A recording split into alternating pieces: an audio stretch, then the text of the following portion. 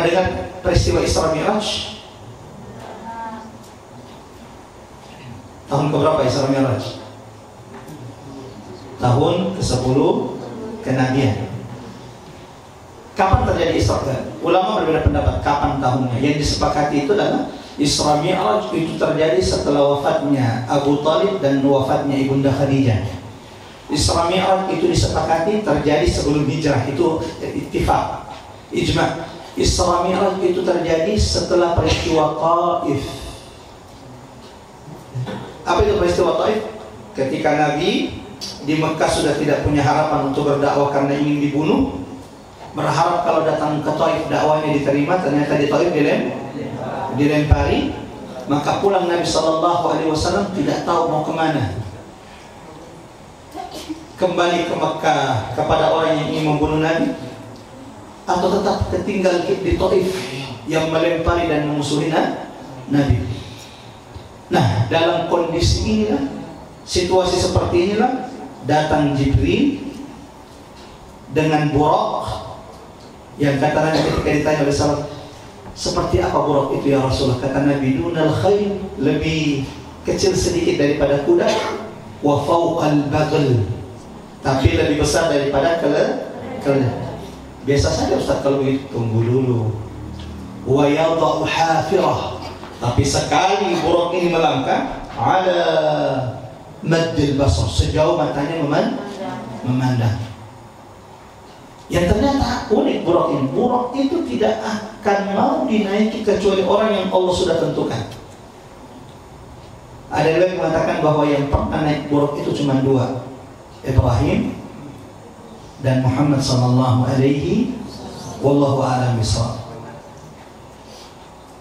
Jadi buraq itu kalau memang bukan orang yang sudah dicatat di atasnya naik, dia tidak akan mau. Jadi ada riwayat ketika naik, Nabi itu naik ke atas buraq, buraqnya ini bergoyang, merontah, lalu dipukul oleh Jibril, usbut ya buraq, diam wahai buraq, karena di atasmu hari ini adalah manusia termulia yang pernah ada.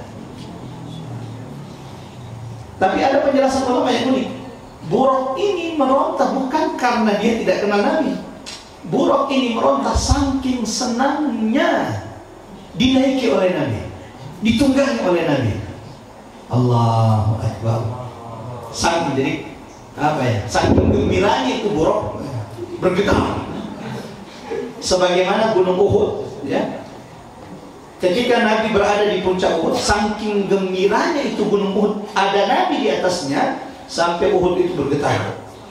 Ya, gimana ketika antum ketemu dengan orang tua, ketemu dengan orang yang kita sukai, maksudnya istri atau anak, atau kita punya ustazah atau ustadz yang masya Allah kita cintai, dan kita juga mencintai orang-orang saleh.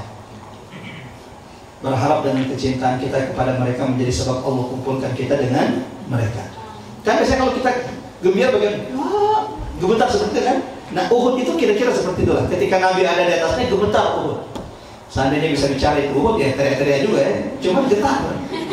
Nabi kemudian menginjak Uhud, usbut ya Uhud, diam wahai Uhud, karena di atasmu ada Nabi, ada sahabatnya dan ada yang syahid. Nah, salah satu siapa yang dimaksud syahid di sini? Umar, sahabatnya Utsman, yang akhirnya gugur syahid, terbunuh oleh musuh. Apa tadi poin kedua? Tidak ada manusia mulia kecuali dari para nabi dan rasul kecuali pernah dikumpulkan Allah di mana? Di Masjidil. Ketika Nabi diperjalankan dari Masjidil Haram ila Masjidil Aqsa, naik buraq, kan terakhir Nabi itu mengikat buraqnya. Di mana diikat buraqnya? Mengikat buraqnya di tempat di mana para nabi dan rasul semua kalau datang ke Aqsa, di situ dia ikat tunggangannya. Di Masjidil Aqsa itu nanti insya Allah anak-anakku, adik-adik yang dirahmati Allah kalau ke sana mudah-mudahan bisa melihat di Masjidil Aqsa itu. Nanti mungkin suatu saat Ustaz Ridwan kita perlihatkan, menjelaskan sehari lebih dekat dengan Aqsa, termasuk nanti kita ada virtual tour ya. Ada aplikasi di mana kita bisa masuk ke dalam Masjidil Aqsa seakan-akan kita berada di sana, bisa lari-lari jalan-jalan. Di Masjidil Aqsa itu ada namanya Masjid Buraq. Masjid Buraq. Dindingnya masjid ini hari ini yang berubah namanya menjadi tembok ratapan. Pernah dengar tidak tembok ratapan? Tempat orang-orang Yahudi itu berdoa, menulis harapan-harapan mereka lalu menempel di tembok. Itu sebenarnya di Masjid Buraq. Dan ulama mengatakan jangan ikut-ikut lata mengatakan tembok ratapan, kan itu seakan-akan membenarkan bahwa itu memang tembok mereka, padahal itu adalah milik umat Muhammad SAW. Itu adalah dinding Masjid Buraq. Jadi ini bukti bahwa semua Nabi itu pernah datang ke Aqsa. Nabi mengikat tunggangannya, mengikat Buraq di tempat para Nabi mengikat tunggangan kalau datang ke Aqsa. Hari ini disebut dengan apa? Musalla atau Masjid Buraq, yang ada kira-kira di sisi barat dari Masjidil Aqsa. Nanti mungkin suatu hari saat kita jelasin seharian di sini tentang Masjid Aqsa dari dari awal sampai akhir. Oke, hari ini kita kasih mukadimah dulu. Apalagi yang menjadi dalil bahwa para nabi dan rasul itu pernah dikumpulkan Allah di Masjidil Aqsa. Dalam hadis ketika Nabi SAW peristiwa Isra Mi'raj, sebelum naik ke Sidratul Muntaha, ada yang meriwayatkan setelah turun dari Sidratul Muntaha, Nabi Sallallahu Alaihi Wasallam mengimami para nabi dan rasul di Masjidil Aqsa. Allahu Akbar. Kalau saya boleh bertanya kepada adik-adik, ada berapa jumlah nabi? Ada banyak, oh jelas kalau ada banyak. Ada berapa jumlahnya dalam hadis? Berapa? 24.000. Ya, yang benar jawabannya 100.000 kedua. Angkat tangan. Ada berapa jumlahnya? Silakan. 124.000 dan ini jawaban benar, masya Allah. Jumlah Nabi berapa? 124.000. Dari 124.000 Nabi ini, Allah, bukan 124 yang ingat, 124.000 Nabi, dan kebanyakan dari Bani Israel. Baitul Maqdis, Masjidil Aqsa itu nama lainnya adalah Ardul Anbiya, buminya para nabi. Oke. Ada berapa tadi jumlah nabi? Dari 124.000 nabi, ini berapa yang dikisahkan dalam Quran? Allah, dari 124.000 nabi cuma 25. Itu pun 25 hanya sebagian di antara mereka yang detail kisahnya. Ada yang bahkan cuma disebut namanya, nggak ada kisahnya dengan tidak ada kisahnya dengan umatnya, tidak ada kisah dakwah. Contohnya siapa? Dzulkifli wal Yasa'. Nah, ini kan kita tidak diceritakan. Walau masya Allah ada nabi yang begitu detail kisahnya. Siapa nabi paling detail kisahnya? Hah? Yang mana yang benar? Yusuf atau Musa? Ini dari awal beda pendapat terus ini. Yang mana lebih benar? Yusuf atau Musa yang paling lengkap dengan kisahnya?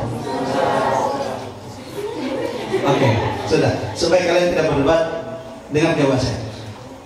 Yang paling lengkap sejarahnya kalau dilihat dalam satu surah, artinya paling lengkap kisahnya dalam satu surah dari awal sampai terakhir Yusuf dalam satu surah. Tapi yang paling lengkap sejarahnya kalau dilihat dari semua Quran, Musa alaihissalam, dia yang paling lengkap. Paling sering berulang kisahnya Nabi Musa. Dan itu pasti ada hikmahnya. Salah satunya adalah karena yang dialami Nabi Muhammad, ujian Nabi Muhammad, dakwanya Nabi Muhammad, tantangan Nabi Muhammad, musuh dakwah Nabi Muhammad lebih mirip dengan kisah Nabi Musa alaihissalam. Itu kenapa kemudian Allah kisahkan berulang-ulang Musa kepada Muhammad sallallahu alaihi wasallam. Oke, lanjut. Semua nabi dan rasul. Oke, ini gambar Masjidil Aqsa. Ya. Masjid Buraq itu ada di mana? Posisinya kira-kira ini Mi'dana, ya. Ini apa namanya ini? Menara. Ini menara Masjid Buraq. Di sini kira-kira ada Masjid Buraq yang tadi saya katakan, tempat di mana Nabi mengikat tunggangannya bersama para nabi yang datang ke Masjid Aqsa.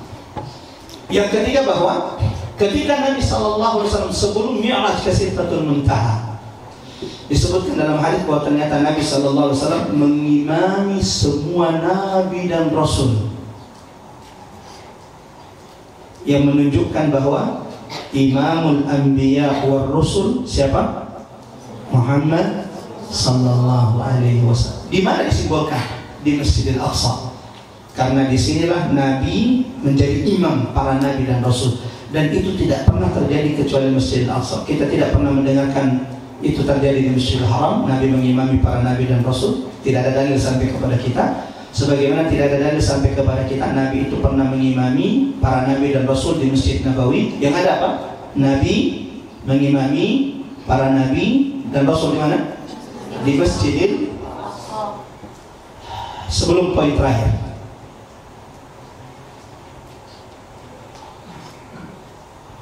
bukan cuma laki-laki yang diabadikan kisahnya dengan Baitul Maqdis. Saya sengaja mengangkat ini karena ada ahwat. Bukan cuma laki-laki mulia yang Allah abadikan kisahnya dengan Baitul Maqdis.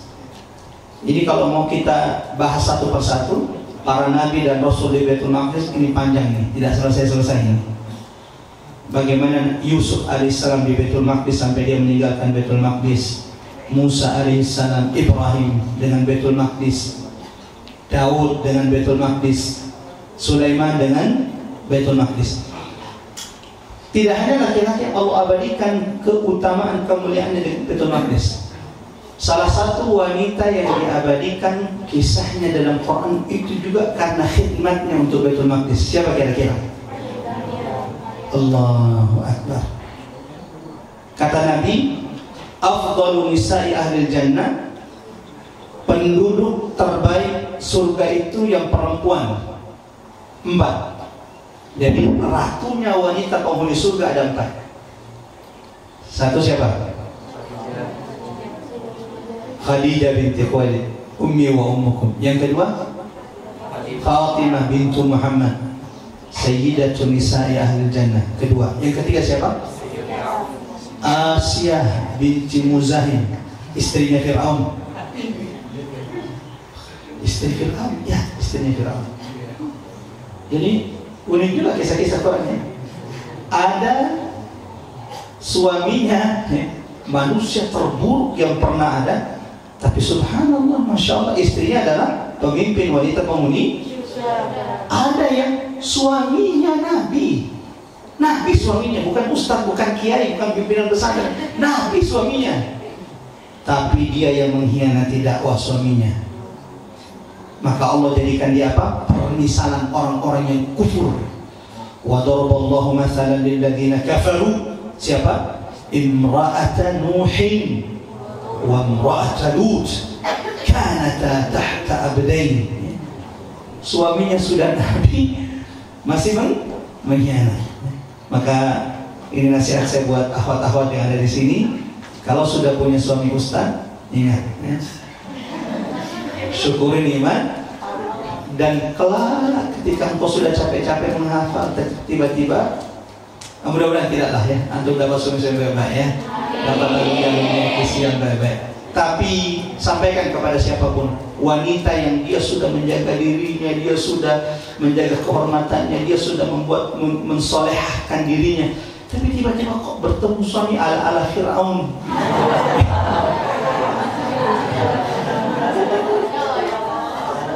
Ini bukan zina, tapi kalau ketemu orang wanita ya, katakan bahwa bisa jadi itu pintu surga yang Allah siapkan untuknya. Asiyah binti Muzahim, wanita tersolehah, wanita tercantik di zamannya, bertemu dengan siapa? Fir'aun, manusia terburuk dalam sejarah. Adil nggak Allah?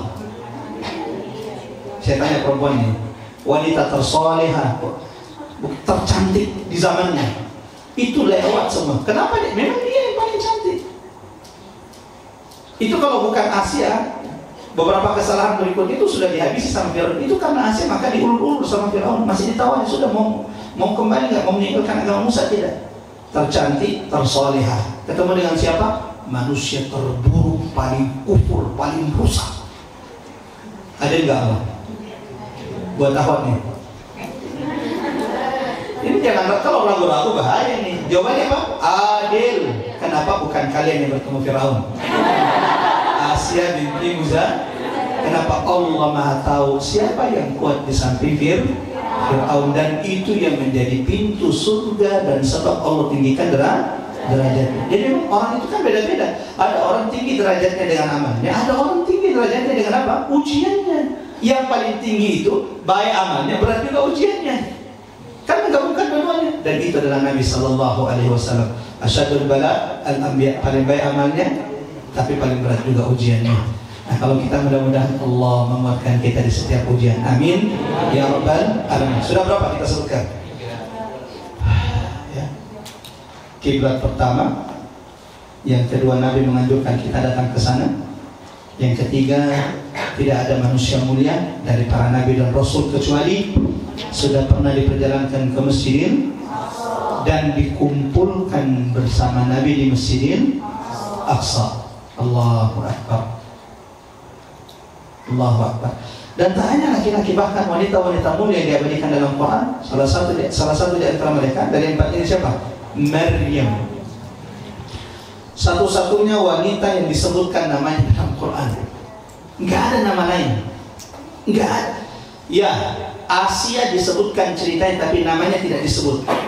Wa daraballahu mathalan lilladzina amanu imra'ata fir'aun. Imra'ata fir'aun namanya tidak disebut.